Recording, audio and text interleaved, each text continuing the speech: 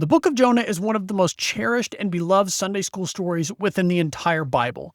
But it is also the cause of some of the most heated debates and discussions regarding biblical historicity and reliability, due to many of the outlandish and unrealistic details within the story. However, these exchanges are almost entirely due to our modern disconnect from the ancient Near Eastern cultures and their literature. And in this video, we're going to examine the colossal sea creature that Jonah is reported to have spent 3 days and 3 nights inside, and a major detail that is missed in English translations, one that might change how you view the entire story of Jonah. Now, the first thing to note when examining any detail within Jonah is that the Book of Jonah is not a standalone story, but a continuation of a larger narrative.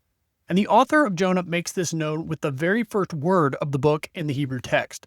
It's the verb hayah in Hebrew, which is typically translated as be, although it has a lot of different meanings, but in this case it's translated as came, as in, and the word of the Lord came to Jonah. But in the case of Jonah 1:1, this word has the letter vav prefixed to it, which acts as the conjunction and or now, and it would also change the pronunciation to vayhi. Now, some English translations do include the word now or and, however, others do not. And this is important because when you begin a story with the word now or and, it communicates to the reader that this is an ongoing story. And in fact, the author of Jonah expects his audience to already know who Jonah is. And we know this from 2 Kings 14:25, which states, "He," that is Jeroboam II, "restored the border of Israel from Levo Hamat as far as the sea of Arevah, according to the word of the Lord, the God of Israel, which he spoke by his servant Jonah, the son of Amittai." That is the same Jonah, son of Amittai, from Jonah 1:1. The prophet who was from Gat Hefer. In other words, this informs us as the readers that Jonah was believed to be a real person and a real prophet. Therefore, we shouldn't view him as someone the biblical writer simply made up out of thin air for a random story. Now, English translations of Jonah also follow the Hebrew literary pattern. The only exception to this within scholarly discussions is chapter 1, verse 17, and it is whether or not this is the end of section 1 or the beginning of section 2. And this is where our discussion begins because it involves the sea creature, or in Hebrew, the dog. And I'm sure you're familiar with the discussion around what the creature was that swallowed Jonah. Was it a fish? Was it a whale? Or was it something else entirely? And as I just mentioned, the Hebrew word in question here is the word dog. And in Hebrew, a dog is a fish. But there is some discussion that even though this is the word for fish in Hebrew, that it could suggest or be a reference to a chaotic sea monster, such as those that are common in ancient Near Eastern stories. Now, one thing that's interesting to note here is that the Septuagint, which is the Greek translation of the Old Testament, here in Jonah, uses the word katos, which is the word for sea monster. And if you go look at an English translation of the Septuagint, this is actually chapter 2, verses 1 and 2. And what is also interesting to note here is that in Matthew chapter 12, verse 40, when Jesus is being asked for a sign by the scribes and the Pharisees, he states that the only sign that he will give is the sign of Jonah.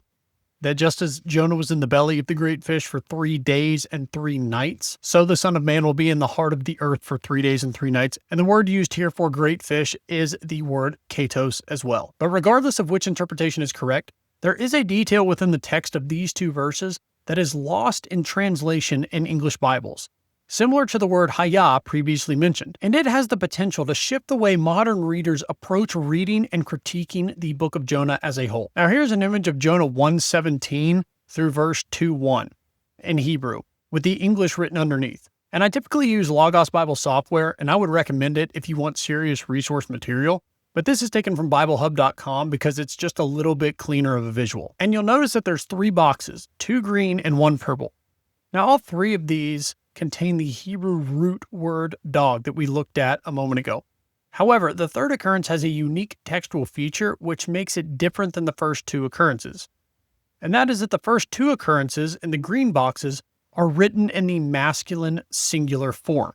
However, if you're familiar with Hebrew, you will notice the suffix hey or kamatz hey on the dog in the purple box, thus rendering the word daga.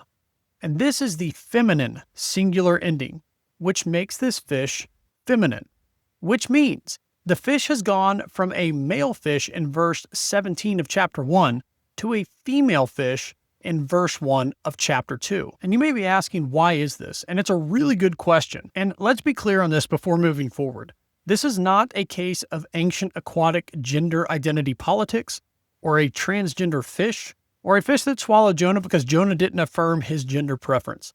What this is a textual issue that interpreters have long known about, and although the shift remains problematic, there is an explanation that demonstrates that the author deliberately changed the fish from the masculine form to the feminine form. And if we examine chapter 2, which is a long poem that Jonah composes inside the belly of the beast, because after all, if you got swallowed by a giant sea creature, wouldn't the first thing that you do be to compose poetry too? But regardless, it has been written with a precise literary structure, which we're not covering here, and contains imagery of death as well as the temple. And scholar and rabbi Jonathan Magonet has noted that it displays essentially a narrative technique that has organized the symbolic terminology of the underworld into a coherent pattern of the continuing descent. Now, this still does not answer why this sea creature has gone from its masculine form to a feminine form, but let's think about what's going on in the story of Jonah. Jonah is a prophet called by God to go to the great city of Nineveh in the east. But Jonah attempts to flee to the far west in a boat, and God causes a great storm. And eventually Jonah was cast into the sea. And it really pains me to leave out so many details, and I'm going to come back to Jonah in future videos to cover the other mythological elements of the story. But Jonah is then swallowed by this sea beast, this dog or this fish, which changes from the masculine word form to the feminine word form. And after 3 days and 3 nights, the text states that God spoke to the fish, and it vomited Jonah out upon the dry land, which for reference, 3 days and 3 nights indicates either a time of testing, danger, near-death experience, or an ominous or challenging journey in the literary context of the ancient Near East. And in fact, the most ancient appearance of the phrase 3 days and 3 nights comes from the Sumerian text, The Descent of Inanna to the Netherworld. But back to Jonah, Jonah is vomited up by this fish after 3 days and 3 nights so that Jonah can go to Nineveh. And so really at the heart of it, what is going on here is that this is a symbol of rebirth, or God's appointed prophet to Nineveh receiving a second chance to fulfill his calling from the Lord. Or as scholar Marvin Sweeney noted, although this shift remains problematic, he's talking about the shift from the dog to the daga, or the masculine to the feminine, Jonah's presence in the belly of the fish suggests the imagery of pregnancy for the fish and a new birth or new creation for Jonah. And perhaps of equal importance for how we as moderns should understand this and the other outlandish and unrealistic details within Jonah is that this suggests that the author of Jonah has intentionally employed hyperbolic language in the story of Jonah to convey a specific theological message to the original audience.